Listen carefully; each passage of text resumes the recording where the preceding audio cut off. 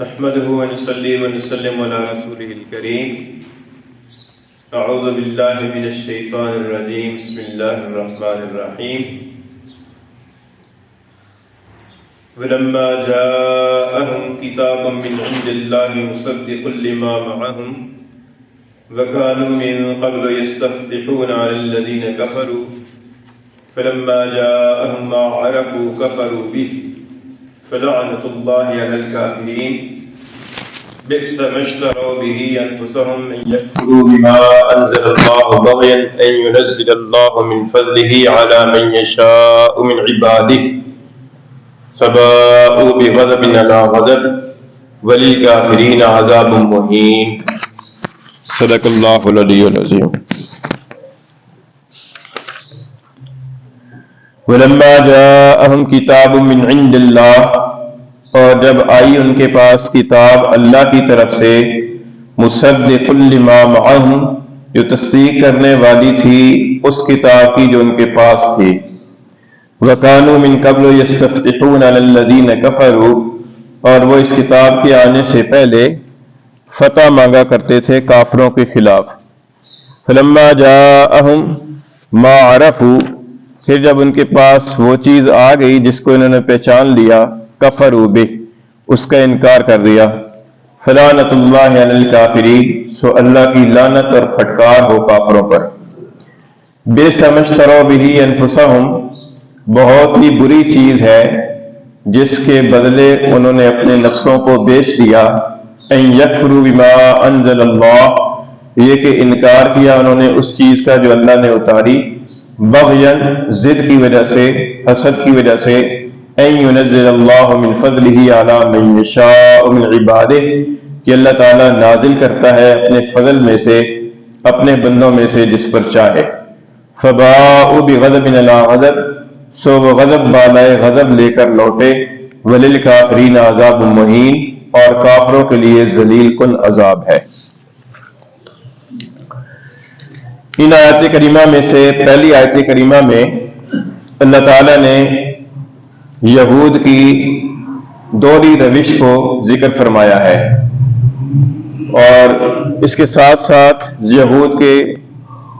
اگلی آیت کریمہ کے اندر یہود کی ضد اور تعصب کو اللہ تعالیٰ نے بیان فرمایا. یہ پہلی آیت کریمہ ہے، اس کا پس منظر یہ ہے کہ چونکہ یہود کے قبائل اپنی کتاب تورات کی تعلیم کے ذریعے سے یہ جانتے تھے کہ آخری پیغمبر علیہ السلام تشریف لائیں گے، اور وہ علامات کے ذریعے سے ان کے علاقے کو بھی پہچانتے تھے کہ اس کے اندر کھجوروں کے باغات کثرت کے ساتھ ہوں گے. اسی وجہ سے یہود کے کئی قبائل جیسے بنو نذیر، بنو قینقاع اور بنو قریظہ، یہ اس علاقے کے اندر، یعنی جس کو یثرب کہا جاتا تھا، اس علاقے کے اندر ہجرت کر کے آ گئے، اور وہیں پر انہوں نے بسیرا ڈالا کہ یہیں پر نبی آخر الزمان صلی اللہ علیہ وسلم تشریف لائیں گے تو ہم ان کی پر ایمان لائیں گے. تو اس سے پہلے حضور اقدس صلی اللہ علیہ وسلم کی بعثت سے پہلے جب بھی ان کی اوس اور خزرج کے ساتھ لڑائیاں ہوتی تھیں، جو مشرکین تھے، تو ان کے خلاف لڑتے وقت میں یہ بات کہا کرتے تھے کہ عنقریب ایک نبی تشریف لائیں گے اور ہم ان کے ساتھ مل کر تمہارے ساتھ جہاد کریں گے اور تمہارا ملیہ میٹ کر دیں گے. لیکن جب حضور اقدس صلی اللہ علیہ وسلم کی بعثت ہوئی اور آپ کی پر وہ کتاب نازل ہوئی جس کو قرآن مجید کہا جاتا ہے، اور یہ کتاب نہ صرف یہ کہ اللہ تعالیٰ کی طرف سے ایک سچے پیغمبر کی پر نازل کردہ کتاب تھی، بلکہ ان کے پاس جو پہلے سے کتاب موجود تھی تورات، اس کی بھی یہ قرآن مجید تصدیق کرنے والی تھی، اس کو بھی سچا کہنے والی تھی.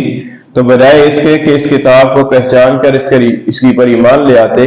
انہوں نے جانتے بوجھتے ہوئے، پہچاننے کے بعد بھی کہ آپ وہی نبی ہیں جن کے بارے میں تورات کے اندر خوشخبری دی گئی ہے، اس کے باوجود وہ آپ کی پر ایمان نہیں لائے اور آپ کا انکار کر دیا. تو اللہ تعالیٰ فرماتے ہیں کہ ایسے کافروں کی پر اللہ کی لعنت اور اللہ کی پھٹکار ہو. یہ جو دوسری آیت کریمہ ہے، اس میں اللہ تعالیٰ نے ان کی ضد کو بیان فرمایا، اور یہ فرمایا کہ ان کا جو کفر تھا، تو یہ کفر کوئی غلط فہمی کی پر مبنی نہیں تھا، بلکہ یہ کفر جان بوجھ کر کفر تھا، اور اس کفر کو کفر عنادی کہتے ہیں. عناد کا کفر، ضد کا کفر. ایک ہوتا ہے کسی چیز کا انکار کرنا غلط فہمی کی بنیاد پر، یا آدمی سمجھ نہ سکے کہ یہ چیز کیا ہے اور وہ اس وجہ سے انکار کر دے، اور ایک کفر یہ ہوتا ہے کہ آدمی جانتا ہے، بوجھتا ہے، پورے طریقے سے ہوش و حواس کے ساتھ سمجھتا ہے، لیکن پھر کسی ضد اور تعصب کی بنیاد پر اس کا انکار کرتا ہے۔ اس کفر کو کہتے ہیں کفر عنادی۔ تو اللہ تعالیٰ نے فرمایا کہ یہ جو اہل کتاب کا، یہود کا جو کفر تھا، تو یہ کفر کوئی ایسا نہیں تھا کہ ان کو پتہ نہیں تھا کہ آپ آخری نبی ہیں، یا قرآن مجید جو ہے نا وہی کتاب ہے کہ جس کے بارے میں ہم انتظار کر رہے تھے اور ہماری کتاب کے اندر بھی خوشخبری دی گئی ہے، بلکہ یہ جانتے بوجھتے ہوئے اس ضد کی وجہ سے کفر کے اندر مبتلا ہوئے۔ انہیں یہ ضد ہوئی کہ یہ آخری پیغمبر ہمارے بنی اسرائیل میں سے کیوں نہیں آئے، یہ آخری پیغمبر بنی اسماعیل میں سے کیوں آئے؟ چونکہ یہ تو توقع لگا کر بیٹھے ہوئے تھے کہ جیسے پچھلے بہت سارے انبیاء ہمارے اندر آئے ہیں، حضرت یوسف علیہ السلام سے لے کر حضرت عیسیٰ علیہ السلام تک بڑی کثرت کے ساتھ انبیاء بنی اسرائیل کے اندر آئے ہیں، تو ان کی توقع اور امید یہ تھی کہ یہ آخری پیغمبر بھی ہمارے اندر آئیں گے۔ تو جب یہ آخری پیغمبر بنی اسرائیل میں نہیں آئے بلکہ بنی اسماعیل میں آئے، تو ان لوگوں کو اس بات کی پر چڑ ہو گئی، اور باوجود اس کے کہ پہلے سے انتظار کر رہے تھے کہ آخری پیغمبر آئیں گے تو ہم ایمان لائیں گے، اور باوجود اس کے کہ اس علاقے کے اندر یہ ہجرت کر کے بھی اسی لیے آئے تھے کہ آخری پیغمبر یہاں تشریف لائیں گے تو ہم ان پر ایمان لائیں گے، اور باوجود اس کے کہ تورات کے اندر بیان کردہ علامات کے ذریعے سے انہوں نے حضور اقدس صلی اللہ علیہ وسلم کو پہچان لیا تھا، اس پہچاننے کے باوجود محض ضد اور حسد کی وجہ سے اور تعصب کی بنیاد پر انہوں نے انکار کر دیا۔ تو اللہ تعالیٰ فرماتے ہیں کہ بے سمجھ ترو بہی انفسہم، یعنی بہت ہی بری وہ چیز ہے کہ جس کے بدلے میں انہوں نے اپنے نفسوں کو بیچ ڈالا، یعنی وہ چیز حاصل کر لی اور اپنے نفسوں کو جہنم کا مستحق قرار دے دیا۔ اور وہ چیز کیا ہے؟ ان یکفروا بما انزل اللہ، وہ یہ کہ انہوں نے اللہ کی نازل کردہ کلام قرآن مجید کا انکار کر دیا، اور یہ انکار کس بنیاد پر ہوا؟ بغیا ان ينزل اللہ من فضلہ علی من یشاء من عبادہ، اس ضد کی وجہ سے اور اس حسد کی بنیاد پر انکار ہوا کہ اللہ تعالیٰ نے اپنے فضل میں سے اپنے بندوں میں سے جس پر چاہا کیوں اتارا۔ یہ گویا کہ اللہ تعالیٰ کے فیصلے پر اعتراض ہوا کہ اللہ تعالیٰ نے یہ آخری پیغمبر یہ بنی اسماعیل میں کیوں بھیجے، بنی اسرائیل میں کیوں نہیں بھیجے۔ یہ اللہ تعالیٰ کے فیصلے اور اللہ تعالیٰ کے حکم کی پر اعتراض ہوا۔ بعض اوقات جو ظاہری عمل انسان کرتا ہے تو وہ کسی نیک نیت کی بنیاد کی وجہ سے کرتا ہے، نیک نیتی ہوتی ہے لیکن عمل غلط ہوتا ہے، اس کے اندر گناہ کم ہوتا ہے۔ لیکن جیسے انسان کوئی آدمی کی نیت اچھی ہو لیکن وہ کسی غلط کام کے اندر مبتلا ہو جائے غلط فہمی کی بنیاد پر، اس کا جرم کم ہوتا ہے۔ لیکن ایک یہ ہوتا ہے کہ انسان کا عمل بھی غلط ہے اور اس عمل کا جو پیچھے محرک ہے وہ محرک بھی غلط ہے۔ چنانچہ ایک آدمی جو ہے نا دوسرے کے ساتھ نفرت کرتا ہے، اور اس کے نفرت کی بنیاد یہ ہے کہ وہ یہ سمجھتا ہے کہ یہ آدمی شریعت کے مطابق چل نہیں رہا، اس کے مطابق صحیح نہیں عمل کر رہا، اس وجہ سے اس کے ساتھ ضد کرتا ہے اور اس کے ساتھ نفرت کرتا ہے۔ اور ایک آدمی یہ ہے کہ وہ اس کے ساتھ نفرت کرتا ہے محض حسد کی بنیاد پر، تو یہ دوہرا جرم ہو گیا۔ ایک تو نفرت ہوئی، عمل ہوا، اور اس عمل کا جو محرک تھا وہ حسد ہوا، تو یہ دوہرا جرم ہو گیا۔ تو ان کا بھی یہ دوہرا جرم تھا، ایک یہ کہ اللہ تعالیٰ کے نازل کردہ کلام کا انکار کیا، اور دوسرا اس نازل کردہ کلام کا جو انکار تھا یہ انکار کسی نیک نیتی کی پر مبنی نہیں تھا بلکہ یہ حسد کی پر اور ضد اور تعصب کی پر مبنی تھا۔ اس لیے اللہ تعالیٰ نے فرمایا کہ ان کا دوہرا جرم ہے۔ اسی جوہر جرم کی سزا کے اندر یہ ہوا کہ فباؤوا بغضب من غضب، غضب بالائے غضب لے کر لوٹے۔ ایک غضب کا شکار تو اس وجہ سے ہوئے کہ اللہ کے نازل کردہ سچے کلام کا انکار کیا، اور دوسرے اس وجہ سے غضب کا شکار ہوئے کہ اس انکار کی جو بنیاد تھی وہ بنیاد حسد اور ضد اور تعصب تھا۔ اور بعض حضرات نے یہ فرمایا کہ پہلا غضب کا شکار یہ اس لیے ہوئے کہ انہوں نے نبوت عیسوی کا انکار کیا، اور دوسرا غضب کے مستحق اس لیے ہوئے کہ انہوں نے نبوت محمدی کا انکار کیا، گویا کہ حضرت عیسیٰ علیہ السلام کی پر بھی ایمان نہیں لائے، اس وجہ سے غضب کے مستحق ٹھہرے، اور جب حضور اقدس صلی اللہ علیہ وسلم کی پر ایمان نہیں لائے تو اس وجہ سے دوسرے غضب کے دوہرے غضب کے مستحق ٹھہرے۔ فباؤوا بغضب من غضب، تو غضب بالائے غضب لے کر لوٹے۔ اور پھر آخر میں یہ فرمایا کہ اللہ تعالیٰ نے ایسے کافروں کے لیے ذلیل کن عذاب تیار کر رکھا ہے۔ ایک ہوتا ہے جسمانی عذاب، اور ایک ہوتا ہے جسمانی عذاب کے ساتھ ساتھ تذلیل، ذہنی اور نفسیاتی عذاب۔ تو یہ دوہرے عذاب کے اندر مبتلا ہوں گے، ایک جسمانی عذاب کے اندر بھی یعنی جہنم کے اندر آگ کے اندر جلیں گے، اور دوسرا یہ کہ اس کے اندر اس کو تذلیل بھی ان کی جائے گی اور ان کو تذلیل کے لیے عذاب جہنم کے اندر ڈالا جائے گا۔ تو یہ ذلیل کن عذاب کے اندر ہوں گے، ایک جسمانی عذاب بھی ہوگا اور دوسرا ذہنی اور نفسیاتی عذاب بھی ان کو دیا جائے گا۔ تو یہ دوہرا عذاب اس لیے کہ ان کا جرم دوہرا تھا،